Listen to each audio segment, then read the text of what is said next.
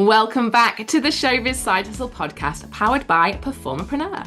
This is the place for performers just like you navigating the entertainment industry while future-proofing your life beyond the stage door. And one thing that I always say is don't do this alone, whether that's performing, pivoting, or launching a Showbiz Side Hustle. Having support from people who understand you, both creatively and through business, is no doubt the number one thing I would tell you to do. So this season, I'm introducing you to my PerformerPreneur support crew, the associates, the experts who I know personally that can get you to where you want to be. And today I'm joined by the fabulous Jessica Hill. She specializes in franchising and business expansion. Jess helps entrepreneurs just like you take successful business models and grow them into something much bigger, whether that's through franchising, licensing, or scaling their systems. You, performerpreneurs, need a little bit of Jess and the magic she brings to making your business bigger. So let's find out a little bit more about Jessica Hill, the CEO of Showtime Circus and the fabulous franchisor. Welcome, Jess. Hello, thank you for having me. You are listening to the Showbiz Side Hustle Podcast, powered by PerformerPreneur. Absolute pleasure. This isn't the first time you've been on the podcast, but it is a different angle. We are gifting the listeners your superpowers, your magic sauce, all the things you know they need to know to grow their business. Yes, and I do think that my superpower is helping other people see their superpowers, but I'm sure we'll get into it. Fabulous.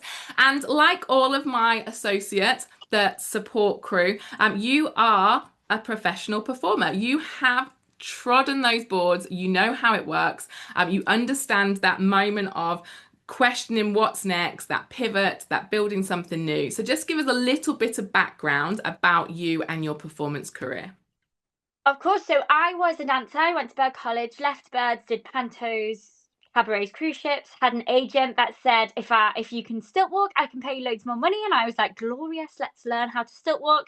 And along with that became, let's learn how to do poi and fire and aerial and silks and hoop and everything. So then, my career spanned from dance all the way over to circus, traveled around the world on cruise ships, cabarets, was choreographer, job coordinator, worked my way all the way up, doing pretty much everything, if I'm being honest. I love that, and we all understand that so much, don't we? If you can add another string to your bow, you're going to get an extra gig, an extra performance opportunity, and you're going to visit probably another country. Ladies and gents listening, let's just pause there for a ad break where we're going to talk to you about the Spotlight on Success book, where Jess's story features in that collaboration, so you can hear a little bit more.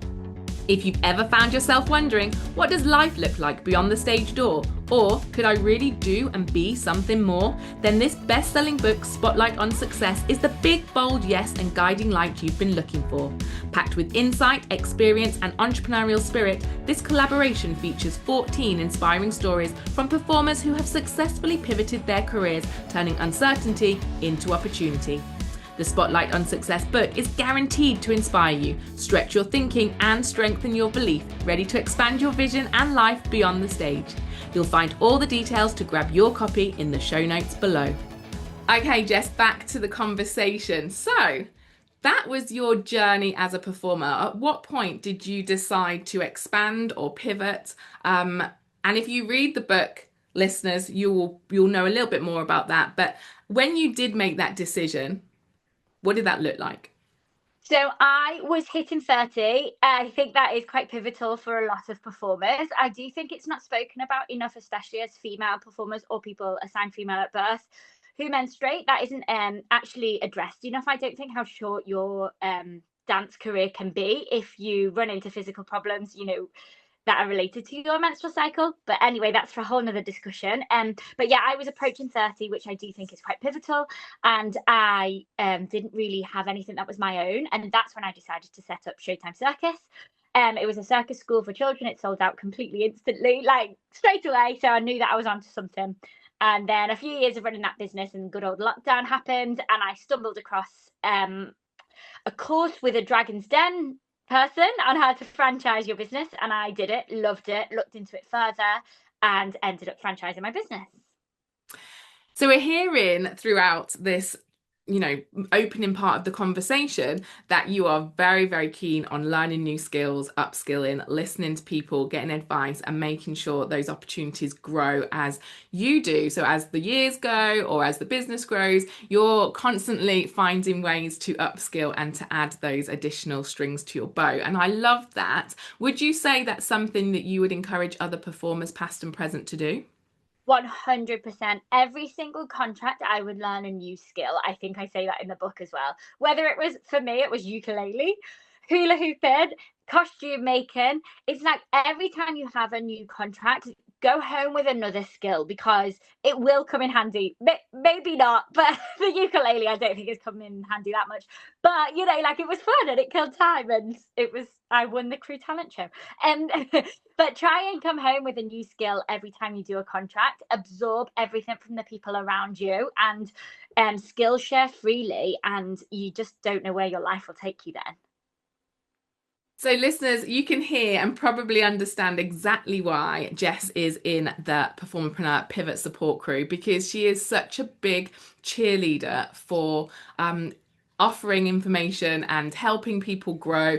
And, she's lived that experience of building that foundational platform and using her skills to become her superpowers. So, what is it, Jess, that you do now that will help my Performerpreneur community? So for anyone in the Performerpreneur community who have already got their side hustle, they've listened to you, they've set everything up and they've got their business going. The next step of that is scaling it beyond what you can even imagine. And that can be done by franchising or licensing. That's what I did with my circus school. It opened the doors of possibility, like blew open for me. And now there's thousands of children around the UK experiencing the magic of something that I created. And also there's 20 business owners living their best life running a circus school. And to me, that's really, really powerful. So if you've already got your business set up and you want to grow it by scaling or franchising, that's where I come in and help you. So you spoke earlier about taking up a course with a Dragon's Den personality to build these skills. Why are you, Jess, different? I like to say I haven't been there, done that, got the t-shirt. I am here wearing the t-shirt. Well, I don't have the t-shirt on because it's too sweaty from blood, sweat, and tears of actually being doing it right now. Like I know exactly what works in franchising right now. I'm doing it. I know that the market isn't the same. I know it's constantly pivoting, and I am one step ahead because I have to be for my own franchise. And so to work with me, you sort of get that inside knowledge. Also, I do think there's a lot to be said about when you franchise, you're given certain advice. And when you franchise your business, I like to say it's like watching your brain run around, right? Like having a toddler is like watching my heart run around the park. Like I'm just like, what having a franchise is watching your brain run around and watch other people with your brain, see what they do with it. And it's really emotional. Like it's tough. It's, you know, these franchise consultants don't realize how emotional it is and how much you are connected to that is your business, and it's hard to step away from that and just take the advice of somebody who doesn't know your business inside and out.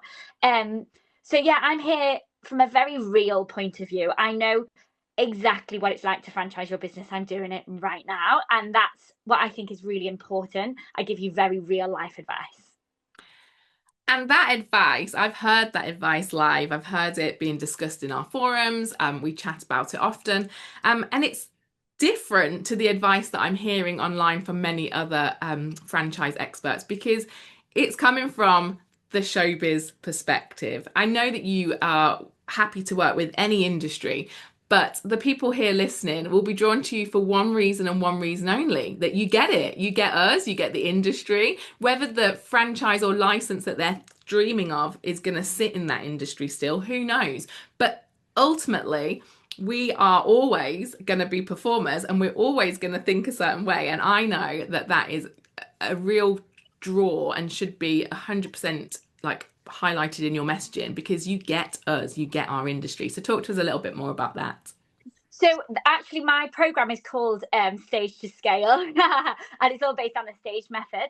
And this is because as performers, that moment, and I've done a lot of like soul searching and digging deep to find this, but when the curtain closes And that moment where everyone looks around and is like, yes, that's the best moment for me about being a performer. When you finish the gig and you pack it up and you're like, we smashed that, gang.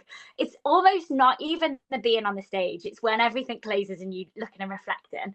And to me, that's what I help you find within franchising, like your favorite moments within the performance industry. How do we then marry that to the aspects of your franchising? So as a franchise or a license, you do have to do a franchise conference every year, and so then you still get to put in your flair of performance if you want to. And it's just seeing, you know, those moments of where we can marry everything in, so you can go, oh, I get it, you know, like the end of that conference where we're all together, we've all had an amazing day and we're packing up and we're going, yes, that is exactly like when the curtain closes for me.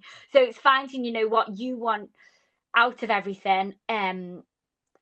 That adrenaline of reblocking is like the adrenaline that you bring when you bring a new program. We've got a new program and bring it into Showtime, and the adrenaline when you're doing that program with your new franchisees first. That's like when you've had to reblock everything and you're having to do it all on stage with somebody missing because they've got an injury. Like it's trying to, you know, be like, right, marry that to that, because we can't go back to performing, many of us, you know, like hopefully a lot in your community are still performing, and this is for when they start to think about stopping. But yeah, I can't go back to being on a cruise ship. I've got a toddler now, you know, so it's like getting that feeling, those magical feelings that we miss, and putting them into our real life now. I think that is where I sort of excel.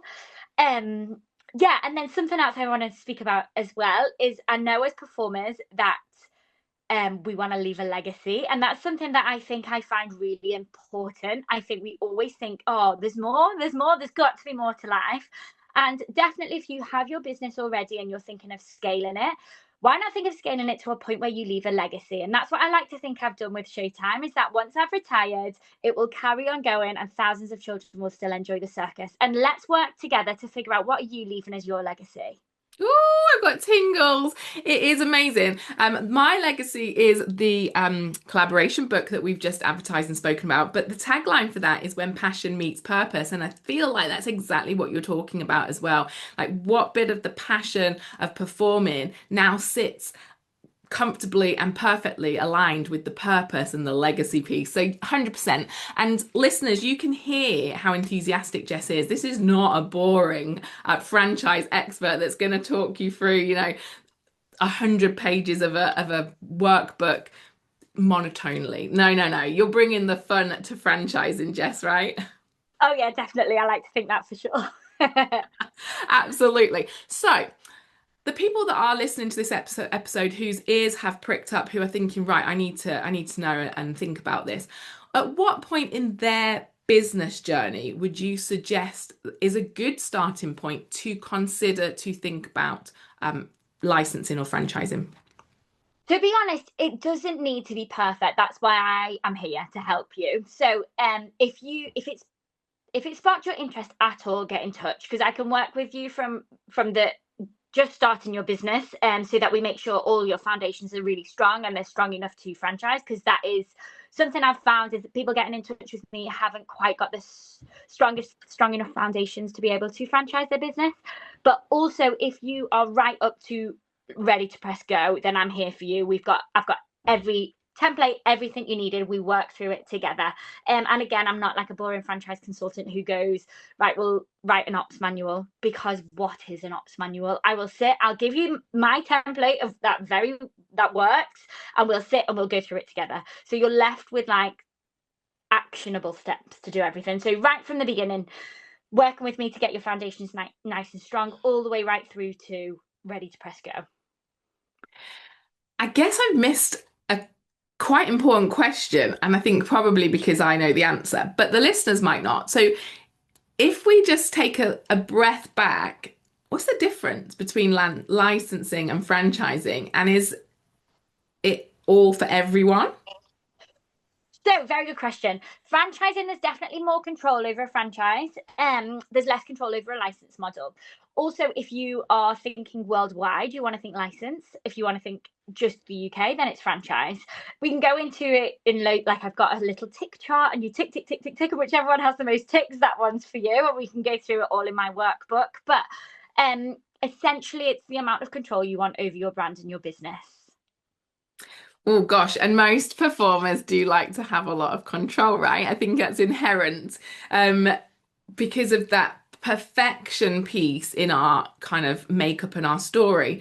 But you did just say we don't have to be perfect to consider franchising and licensing. What are the first few tiny steps that you would suggest my listeners took before they contacted you?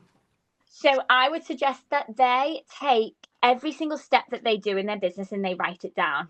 So, like, even if it's like, this is how I book a child into a class, write it down. Everything simple. I always joke and say, I've got a what if for every scenario, even if a child breaks a fingernail in class. There's a like, what if? Every single step you take in your business, start writing that down. That will become your ops manual. Exactly. And it's a businessy term, but really it's just note taking, understanding your own processes as well. And there's some real gold in that, isn't there? Because by doing that before they get in contact with you, they can see some of those holes in the procedures.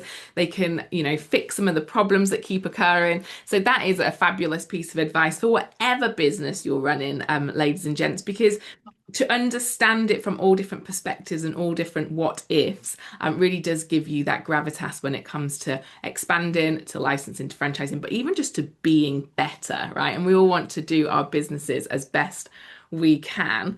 So on the franchising and licensing conversation and understanding on your part, are you seeing a lot of missed opportunities? 100%. Like, whenever I look at things, I'm like, oh, that's easily a franchise. And then somebody will be like, eh? And I'll be like, yeah, very easily. And obviously, I don't want to give people false hope and be like, you can franchise your business and then never sell one. And then, it becomes this really difficult place where they've got something awesome.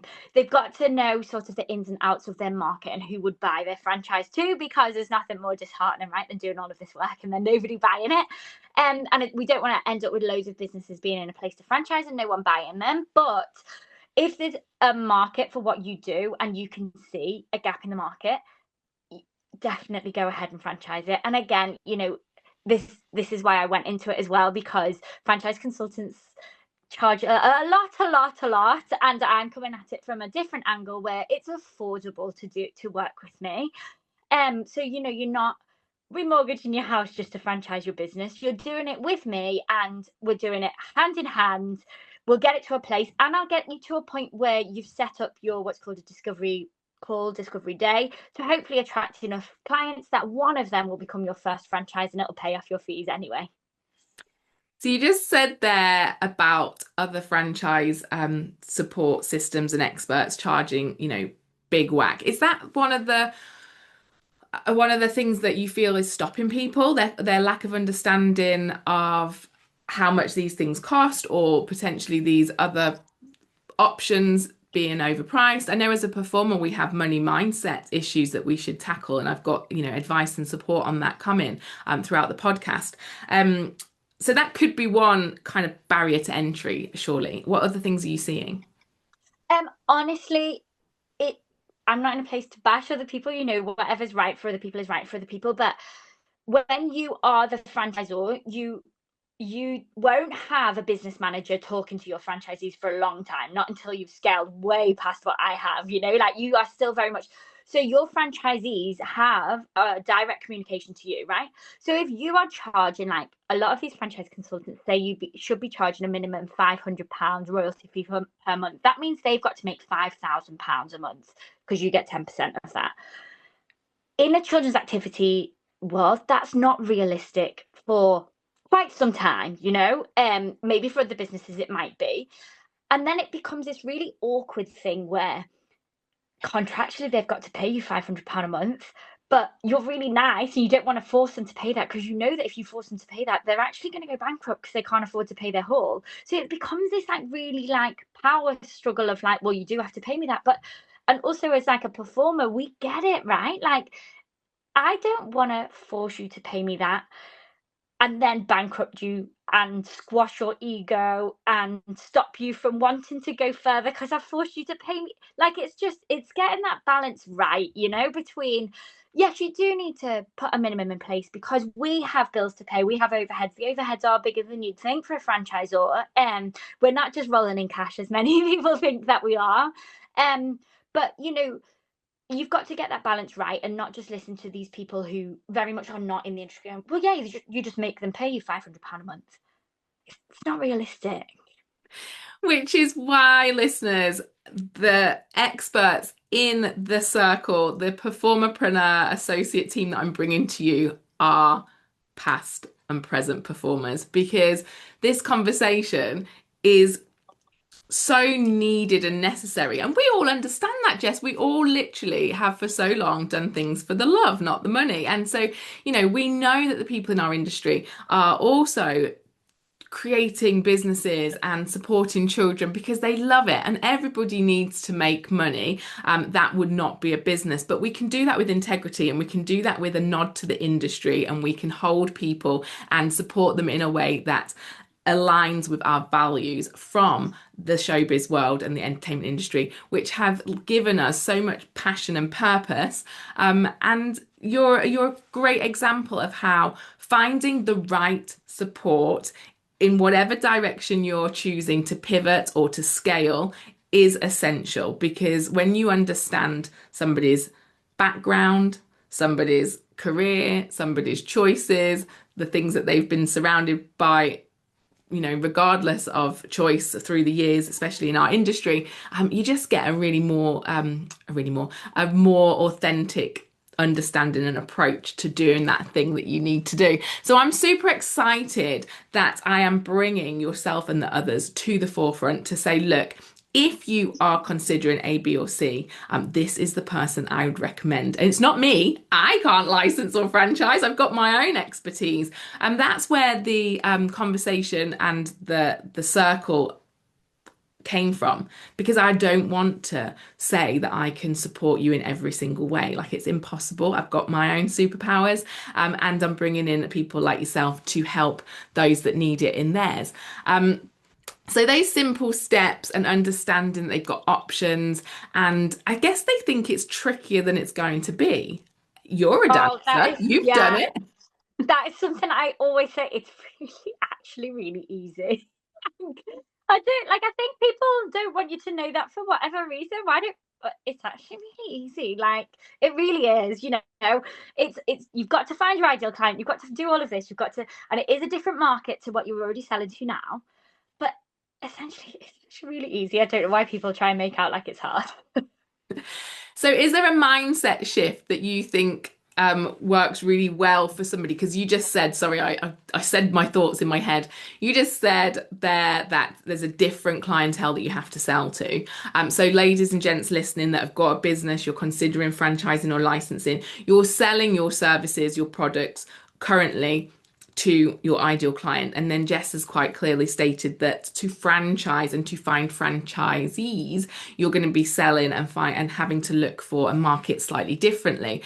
So is that a mindset shift? Is that just a business knowledge shift? What's your thoughts and top tips on going from, because I guess you've still got to sell what you're selling, but it's having that additional strength. For sure. It's like doing the ideal client setup work all over again, but for potential franchisees, and then I've had to now do it again for potential people that I would like to work with to franchise their business. So it's just doing all of that work again, and it can be a little bit like, oh, I've done this, but to do it again for a franchisee, it's who you want to work with and who you want to get your business to fly. And I think there's something quite magical in that you get to work with these people and give them the power to run what you've created, and have a fantastic life. I think there's something really magical in that. And so it's basically getting to pick your new best mates for the next 5 years and get to work with them. Because again, as a performer, like, we are not going to be like, well, you are my franchisee and so I say this. Like, it's never going to happen. Like, we're performers, as part of I call it the franchise family. Like, we are family. And so I could never put that business Jess, I'm just me. Like, and I think we've got to remember that. So yeah, looking for those people that will join your franchise will be like looking for a different type of ideal client to what you're already looking for right now. If you want to go back, listeners, and have a little explore of the other seasons of the podcast, season one was very heavily intertwined with all of those business basics that people might want to go back and listen to. Ideal client, ops, things like that, systems, processes, all of the things that you might be hearing in season three and thinking, oh, I just need a little recap of that. So do go back and scroll all of the episodes. We're on episode 70 something now. So there's so much information to go scroll through and find. Something will absolutely help you to shine. So Jess, quick fire. Let's have a little quick fire round. What is the best piece of career advice you've ever received? Oh, best just say yes and think about it later. True. Be that ukulele or franchising, just do it and figure it out. For me, it was just, can you do hula hoop fire? Yeah, of course I can. We've all been there. We've all been there, and we know. And I think people get to starting or scaling a showbiz side hustle and they forget how tenacious they've been in the past. And you think, oh my goodness, I'm now an entrepreneur. I need to be different. I think differently. I can't do these things. You absolutely can. You've proved it with your fire breathing and your hula hooping and your ukulele and your stilt walking. You got told and asked to do something and you just said yes. So do the same with your entrepreneurial hat on, because everything is learnable. Learnable? Is that even a word? Everything can be learned. And the Pivot Support Crew, the Circle, are there to support and help you on those bits you can't. Transferable skills performers underestimate. So we know we've got a lot, but which couple that do you think that we actually underestimate? Resilience. 100%. We are so used to going into the room and being knocked back as a performer. And also, like, I don't know, I'm going to tell you a story and you can tell me what word I mean by this. I turned up to a gig and I didn't have any ribbon for my point shoes, but I had to go on and do this gig. So I just sellotaped my point shoes to my feet in the shape that you would normally do your ribbons, right? Because I had to do this gig. Resourceful. Like, we will do that gig regardless. Like, if we've not got something or forgotten something. And it's the same in business. You have to be resourceful. You have to make it work with what you have. Amazing. Really good. And absolutely right. And this is like inherent. Like, that is part of us from when we started out being teeny tiny in the industry as, little wannabe amateur dancers, singers, actors, whoever that is and whoever you may have been. Like, that's already built from such a young age that we should not ignore those superpowers, those super skills. One business habit that changed everything for you? Time blocking. I say this quite a lot. Time blocking. So there's a Pomodoro timer that I use, 25-minute blocks, and then you have a 5-minute break. It really helps. I'm not diagnosed in any sort of neurospiciness, but I definitely am. And that helps me. But also, it makes you realize just how much something is taking up your time, right? So if you know that you've got 5 sets of Pomodoro timers and you need to do some content, if you've taken all of those doing that, you've done that content in like an hour and a half. I can't do the maths, but you know that actually you don't have an hour and a half to spend on that, so you just like, right, I'm going to do it for 1, and that's it. And it helps you really start understanding and breaking down your week, like the ops manual. How long are you spending making content? How long are you spending replying to emails? How long are you spending firefighting before you're actually doing any sort of thinking and scaling and growing and mindset stuff? It helps. For time blocking, for me, helps me understand how much of everything I'm spending like my time on in my business. Yeah, and that insight is so valuable because, like you say, you can then make sure that you're doing the 80-20 rule as well. Another business kind of piece of gold that I learned really early on. Okay, so one thing that people, performers, performerpreneurs, entrepreneurs, let's be specific here. Anyone listening towards the end of this episode, probably considering licensing and franchising and thinking, okay, I want to hear a bit more. What do those people need to stop doing? Oh, that's a good question. I think you need to stop being in your business. Take a step out of it and see where it can go. Yes, like look above. And Yeah. yeah, nice. And what should they start doing? Documenting everything that they do. Boring, but it's got to be done. Well, and then you've got tools and things for that now as well. So, what are your thoughts on AI when it comes to franchising and licensing? AI helps me, again, not the most organized person in the whole wide world because I'm a performer and I hang upside down from a toe. But AI helps me organize stuff so I can say, Claude, mate, I need to do this, and this week. I've got this time my child's in nursery. This time, these are the times I've got help. And Claude goes, okay, la, la, la, la, and you can train them then to go. And I know I have to eat my frog to do the hardest thing first, which for me this morning was ring the vet for the cat's tablets. Why is that a hard thing? But anyway, yeah, it organizes your tasks on like do this one first, then this one, then this one. Yeah. Amazing. And lastly, from the quickfire round, is your favorite business memory? My favorite business memory, I think, will probably have been, probably the most recent business conference, franchise conference, where all of my franchisees were in one room. They're all hula hooping, having the best time ever. And I just looked around and was like, this is a room full of the most wonderful mix of people. And I put them all together. This is great. Amazing. Honestly, Jess, this episode is so inspiring because you can feel your energy. We know what's possible. You have, like you said, done it, doing it, and now you're going to support other people to do that, to build their dream. Do they need to be 100% ready or 100% kind of sure that it's the direction they want to take when they get in contact with you?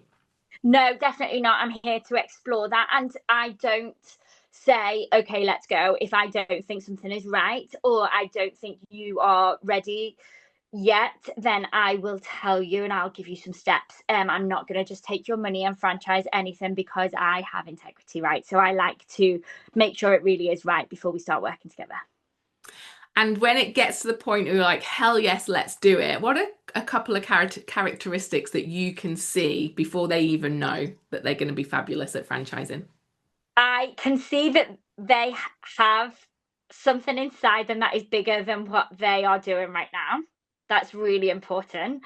And also the broad shoulders. You got to have the broad shoulders. Like you can see that they're, and also when I'm speaking to them, I can see their brain is already thinking about 7,000 things. And I'm like, yeah, okay, let's take a minute, write down those 70,000 things and we'll come back to it. Those type of people, I like working with them. Amazing. So, how can the Performerpreneur community, in fact, I'm going to rephrase that because I'm going to explain how they can get in touch with you through the circle and the associate scheme that we've put together over on the website, www.performerpreneur.co.uk. There's an associate page and it's got everybody that's in the Pivot Support Crew there with a link to ask a question, find out more, and I will introduce you, and then you can go off on your merry way and explore all of the opportunities. So they can find you that way, but also in the links below, we will pop your freebie in and your contact details there. So let us know what that is, Jess, so they can go and explore. What will they get gifted from you today? They'll get gifted my Stage to Scale roadmap if they fill in, and it's like a little quiz that they do and it sees how ready your business is to scale by franchising, which is quite awesome.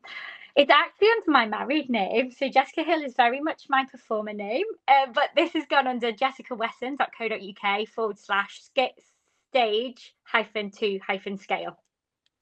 Amazing. That link will be in the show notes. Oh, I'm so sorry I introduced you with the wrong name. It's because Jess and I go back a long way and she's just a performer. You're always going to be a performer to me, and we all are. My stage name was simply Nicole Louise, and I've done exactly what you've done, and I've added my married name, Nicole Louise Geddes. So we all get there, listeners. So if you're wherever you are on your performerpreneur journey, be that performer, entrepreneur, pivoter, you will evolve, and it's absolutely a-okay to grow, to pivot, to change, to evolve. And when you get to the moment where you want to go bigger, Jess is the person I would introduce you to help you scale through franchising and licensing. Jess, give us a last little thought to leave the episode with today before I sign off with my closing minute. If you've got something that you believe can be your legacy, definitely let's get in touch. Please do get in touch with Jess. All of the info is below in the show notes. This episode is the exact reason that I have created the Associate Circle, my PerformerPreneur Pivot crew. They are here to support you, to help you. They're a network of industry professionals turned entrepreneurs. They have business knowledge, they have industry knowledge, they have enthusiasm, they have authenticity, integrity, you name it. I attract the best people and I want to introduce them to you. So please do reach out through the website, through the freebie link below, over on social media, however either of us can help you. The Performerpreneur community really is a big circle of trust, and we absolutely want to invite you in and embrace you. Jess, thank you so much for sharing your wisdom, for sharing your enthusiasm and your franchising and licensing gold. And yeah, there's a Q&A session coming up. And so hopefully from this episode, we will get a few specific questions from the listeners that we can ask you and give them that information back. So if you have a question, ladies and gents, please do send me an email and I will ask Jess directly for you. Big love and thanks. Okay guys, that's it for today. I hope you've enjoyed the show. Thank you for joining me here on the Showbiz Side Hustle Podcast. So until next time, please do take a little bit of action, that very first step, and make sure that you are doing something for you and your Showbiz Side Hustle this week to move you forward and get you heading quickly and swiftly and strategically towards success.